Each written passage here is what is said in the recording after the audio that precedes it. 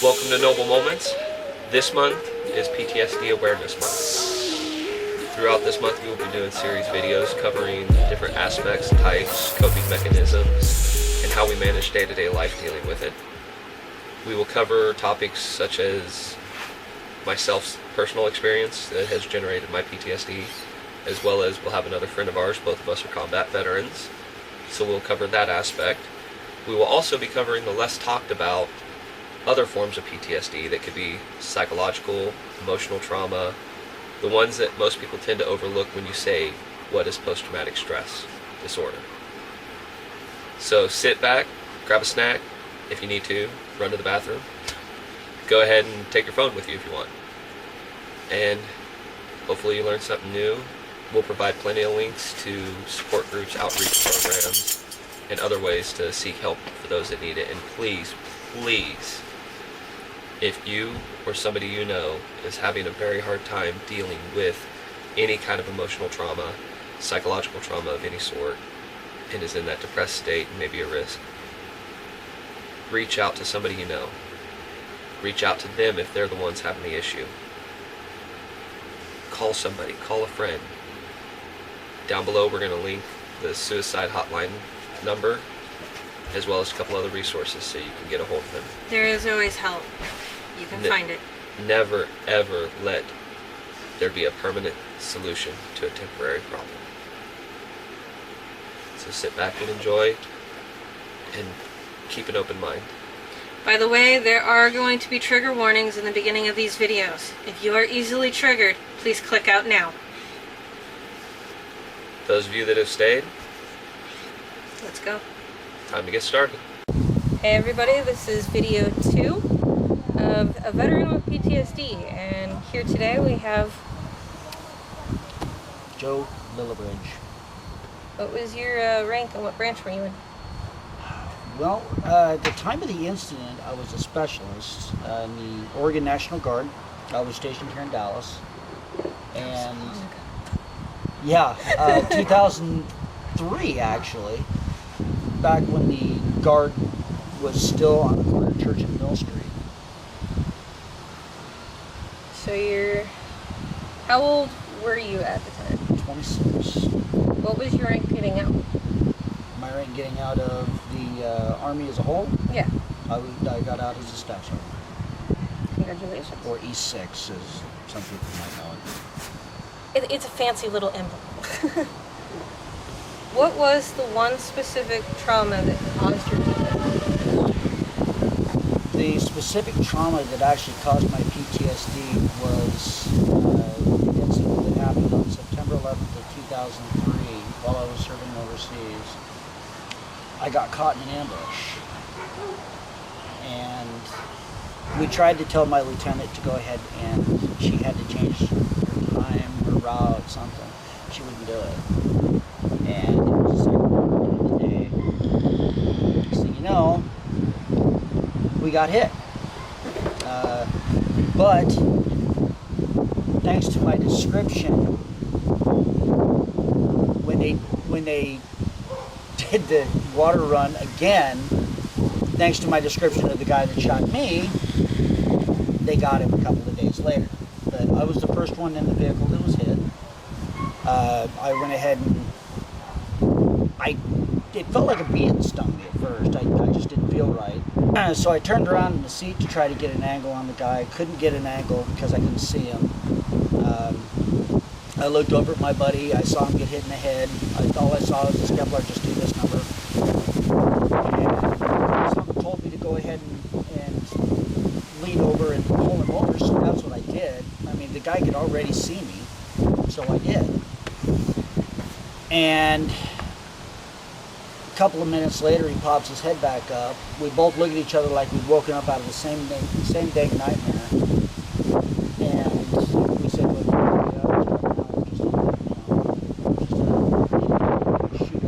shootout. Well, I was not thinking. Adrenaline pumping. I forgot to open up the door. I forgot to crack the door open, and it had locked. So I kicked the door. Now there was two footprints in the door. Sorry. I went ahead and popped the door handle, kicked the door open, jumped out, and I see the guy run off. As I get out of the vehicle with my M16 pointed at him. Got around the truck, grabbed my buddy's M16, and I'm looking left, looking right, and next thing I know, I'm out of the truck. We're behind a semi, hauling a 6,000-gallon water trailer, and I looked back and I said, "Hey, I don't feel right." And he said, "You got 2 holes." Let him start to set it. He's got blood dripping from the second side. First thing that went through my head, evaluate a casualty. It's the only thing that kept me calm. I crawled into the recovery truck on my own power. You survived. When I was in the recovery truck, they didn't even know anything was wrong with me. But after they saw the hole in my back, they did. But they were doing anything they could to keep me away. Because they didn't know how bad the damage was or anything. And so I asked them to light me a cigarette. Now, mind you, I had quit smoking 2 days before. 2 days. Kind of a crapshoot now. Well, the thing is, they went ahead and my brothers did light me up a cigarette. Now, mind you, you're not supposed to smoke in military vehicles. You're a national guard. So, what they did was they lit me up a cigarette, and then they were teasing me about the smoke going through the hole in my back. That's kind of Anything to keep me awake. Yeah. I mean, you would have done the same thing. Yeah. You know. I would have got you laughing. Exactly. Yeah. But I mean, after they went ahead and got us back to the base, I remember I was one of the first ones offloaded. I remember one of the ambulance drivers, our sergeant major, was a really stubborn. We had to be in uniform. We had to be in the proper uniform at all times. Well, one of our drivers went ahead and said, "Hey, here comes your sergeant major." And one of my buddies went ahead and looked over at me and goes, "Oh shit, here comes the sergeant major, everyone get in uniform." And all 3 of us that were caught in the ambush, that were injured, just started cracking up laughing for no reason. The medic, the poor medic that was sitting back there with us, had no clue what the heck we were laughing at. And it was crazy. But they got us in, and I was one of the first ones in surgery. I ended up breaking a full bird colonel's nose in surgery because I started waking up from the anesthetic. And the crazy thing is, he asked me if I remembered anything about the incident. I rattled off the whole thing. Description of the guy, the whole 9 yards. How long were you in surgery? I believe they said 2.5 hours. And I died twice on the operating table. Yeah, but you fought back and was like, "No, I'm not gonna go." Well, needless to say, I know where I'm going when I die. Right? At least you should have a little bit of comfort with that then. I'm not afraid of death, I'll tell you that much. That's good. I am. I'm a chicken. Don't be. Death is nothing but a state of mind. At least to me it is. Have you tried any therapies for your PTSD, and what types of therapies? Did you journal, or did you? I have tried group therapy, and the group therapy didn't really work that well for me. I've heard but that a lot with veterans. I've started a new type of therapy that I actually came up with almost by myself. Whenever I'm in a situation that would really cause my PTSD to go up, I go ahead and I put myself in kind of a meditative state to where I just kind of block out everything that's external, but I'm still in the moment enough that I can go ahead and still go on with whatever I'm doing. And you're still conscious enough to interact and do what you need to do, but you're grounding and centering yourself into a better state of mind. Yeah. Okay. Don't ask me where I learned it because I have no clue. So that's been helping you a lot more. Oh yeah. In the recent. Okay. Oh yeah. A lot. Have you learned or used anything else to cope with your PTSD? For a while there, I actually did turn to alcohol, and that didn't help at all. That just made the symptoms worse. That can And happen. that's one thing that I'm sure that your viewers that are veterans and everything that'll watch this video I definitely want to tell them, don't turn to alcohol to help with your PTSD. It won't help. Take it from someone who knows. Don't do it. I'm serious. I've lived through it. It's not worth it. All you're gonna do is screw your body up, and you're just gonna end up just Wasting your money away. and I was able to pull myself up out of that because of good friends that went ahead and stood behind me and said, no, Joe, this is not you. Yeah. And you and James were two of them. We're always there. I know. How soon did you start having your flashbacks where your head's back in the sand, back in the trauma that happened? 6 months. 6 months? 6 months. And it seems to happen about every 6 months. But from what I'm told, when I got back to the States after it happened, when I got back to my mob station, it went ahead and I was sitting bolt upright in bed, screaming my head off, and it just wasn't helping. So you were I was having getting about, nightmares. yeah, I'd lay down to get about 10 hours of sleep or so. And I'd get 2 hours of sleep. I was falling asleep at work, and I didn't know why, so I went to the basic boy, that didn't help very much. Can you explain to people that are not veterans and people that don't have PTSD how you feel during a flashback? Like your body responses, your mental responses. Wow. Yeah. My body goes on autopilot.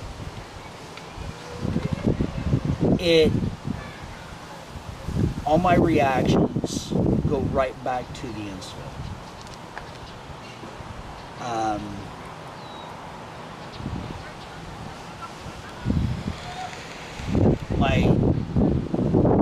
My thoughts, everything. I get sucked back into that moment, and it takes a pretty strong force to get me out of it. But luckily, at the house, I do actually have that force.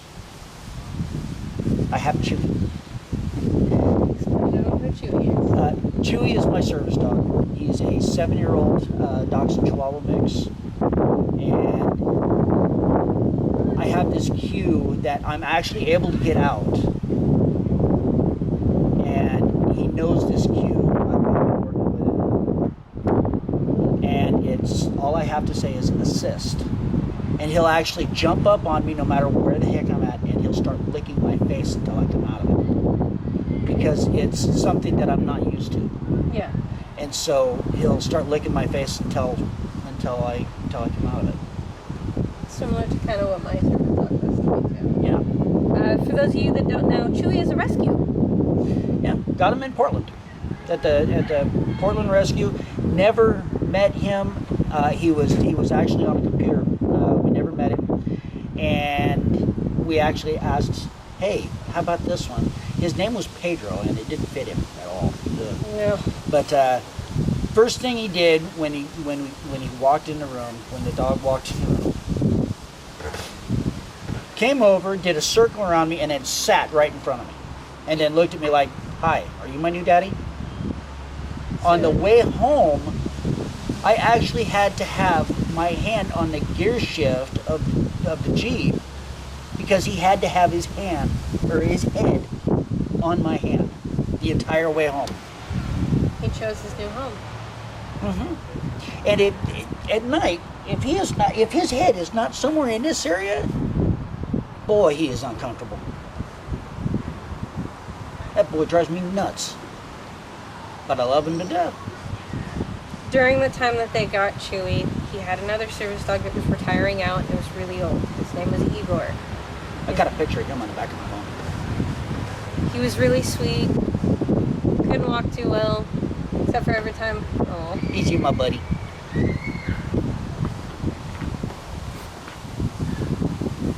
That's my buddy. That way you guys at home can see who Igor was. I never really cared much for Chihuahuas, but that dog, he got me. That dog loved her to death. I'd come in the house and he'd waddle his, he would waddle his way to me. He would look at Triel and he would go, ooh. And he would walk over to her, even if the dog had not moved all day. He would walk over to Triel and go like, and look at her like, hi, you're going to pick me up, you're going to love on me, now. And she would. She would have to. I couldn't help it. I always picked him up. I towed him around. He was my buddy. He loved that too. How many times a day was your head back in the sand after this? And for those of you that don't know, back in the sand is when they're literally transferred back into the incident overseas. Well, on a bad day, it can actually happen 2-3 times a day. Okay. 4th of July during fireworks, boy, is it bad. This year though, I'm going to make a breakthrough. I've already got it set in my head. I'm actually going to enjoy a fireworks show this year. Are you going to try and use something like noise canceling headphones at least? That way you can at least look at the colors? I'm going to be wearing, this is my Bluetooth headset. Goes with my phone. And what I'm going to be doing is I'm going to be playing some of my music over this while I'm watching the fireworks. Sorry about that, my battery quit. Anyway, on 4th of July this year, I'm going to be wearing these. Like I said, these are this is my Bluetooth headset for my phone. I'm going to be playing my music through this. That way I can actually enjoy the fireworks this year. And I don't get any of the noise. You might feel the percussion occasionally, depending on how close you are. In this town, you can go across the town and still see it. Are you kidding? If I don't feel a pressure wave, then I'm not going to be enjoying it in the first place. Come on, I'm used to explosions. Right. I'm used to heat too. Come on. Has your PTSD and the flashbacks gotten better over the years? Yes, actually, it has, because of the dedication of certain people. Those that shall not be named. That have forced me to go beyond what limits I thought. It actually has gotten a lot better. I remember when you came here, your PTSD was pretty bad. It was hard to pull you out. And over the years that you've been here, because you moved from Georgia to Oregon, Using a car, never again. I wound up in a ditch in the snow. Hey, I got pictures of that ditch. Right? Never again. I have seen your PTSD has gotten better, and it's quicker to pull you out of it now. So it's a good thing. It means you're getting better. I know for sure it'll never go away. Actually, my therapist said that if I continue to work hard, that there's a good chance that I could be 90% back to normal. I'd still have some of the PTSD flashbacks, but not as many as I've been having. Yeah, and it'll be easier for your brain to process too. Oh yeah. Yeah. Well, my brain doesn't process anything. It doesn't process that much anyway. Remember, I was in the army. Yeah. Yeah. Anyway, did you develop any OCD? Do you have OCD tics that you have to do every single day to make you feel more normal? Some things, yes. I do volunteer out at Evergreen Aviation and Space Museum. Go see him. And when I'm there, I help close on Saturday and Sunday.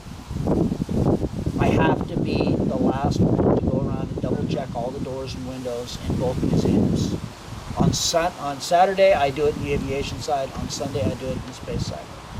It's something that I have to do. If I don't feel secure. I don't feel that the museum's secure. Even though my boss keeps telling me, no, the museum's secure, I've checked it. Just leave me alone, let me do it. Yeah, it's something that you have to do. Is there like OCD tics that you have like at home? Like something that you have to do every single day? Yeah, I triple check to see if the doors are locked. You do live in a kind of ghetto part of town, so. Yeah, but I mean, come on. I do that anyway. Did you develop anxiety? My anxiety got worse, a lot worse. Okay. I did have mild anxiety, but my anxiety did get a lot worse because of it. Okay. But again, thanks to my service dog, I have actually got my anxiety has gotten a lot better, and also thanks to my friends, it has gotten a lot better. That's good. If you could talk to your younger self, what would you tell yourself, knowing what you know now? Well, there is one thing that I would say to myself, and that is, Joe, don't doubt yourself. You did the right thing. You did it. Don't doubt yourself, because your friends never did. Your partner, your battle buddies never did. The people you went overseas with, they never did. Doubt yourself.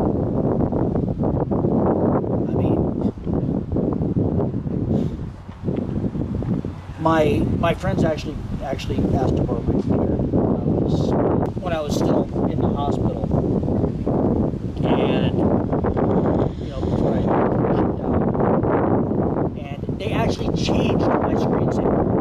I'm not kidding. I don't know, what did they change it to? Well, I had Spaceballs as a screensaver just as a joke, but they actually changed it to "Never doubt yourself. We never did." And that is the only message that I pass along to myself. That, and don't forget your CLS bag, you idiot. What? It was the only day I forgot the darn thing. It was sitting right there on the end of my cot. Should happen. And for those guess. of you who don't know what a CLS bag is, Combat Lifesaver bag. It contains IVs and everything else that I would have needed that day. It's a giant medic kit. Pretty much. So, I mean, I can look back at it, now and laugh my head off. But if you would have asked me about that, like 2 months after it happened, I still would have been kicking myself and not been able to laugh or even smile about it. yeah. Why did you choose to do this video with me today? That's easy.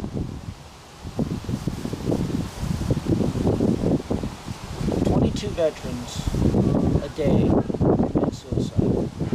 And to me, that's 22 too many. PTSD is not something to go ahead and commit suicide for. Okay? Trust me, I've been there. I almost did it myself. But the thing is, I like myself way too much. Number one. Number two, I don't have the balls to. But the thing is, there's help out there. Don't keep it bottled up. Reach out to your friends. Reach out to other veterans. There's veterans groups out there that will help you with this. Don't feel alone. Because trust me, you're not.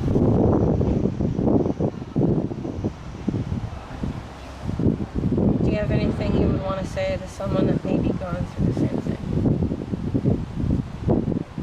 The only thing that comes to mind on that one is don't be afraid to ask for help. I know it's not the typical male thing to do to ask for help, but You got that right. if you need help, ask for it. Asking for help is not a sign of weakness. Asking for help is a sign of strength. No matter what the hell you've been taught. You ask for help, it's a sign that you're wanting to get better and wanting to start to get better. So forget the male egos. Forget all of the, oh well, I'm a guy, I don't need help. I got one word to say about that one. Bullshit. If you need help, admit it. Lord knows I did. And I got it from the weirdest place I could think of. Love you too, bro. Hey. I got it from you and my sister here, alright? Trust me. There's help out there. You just have to find it. Down below, I will be putting the Veteran Suicide Hotline. If you need help, there's also a place where you can text. The numbers will be down below in the drop bar, so please, anyone out there, get help. There's people. And I will leave a link to my Instagram and my Facebook page. Contact us. We'll help you if you need it. Do it. Seriously. Don't look at her like that. Just freaking do it. Joe, I want to thank you so much, and I appreciate you doing this with me. Hey, I told you I would. You think I'm going to go ahead and lie to you like that? Hell no.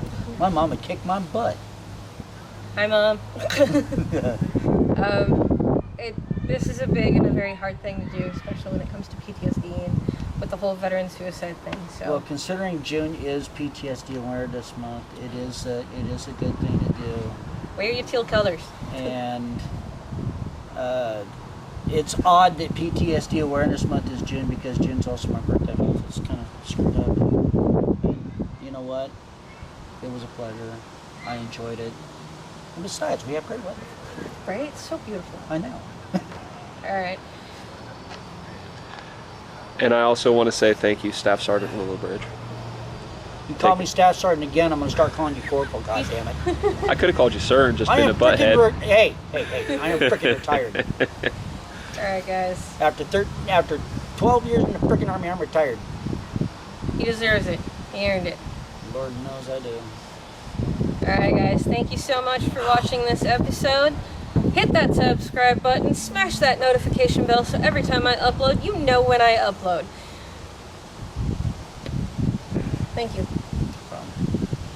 Later.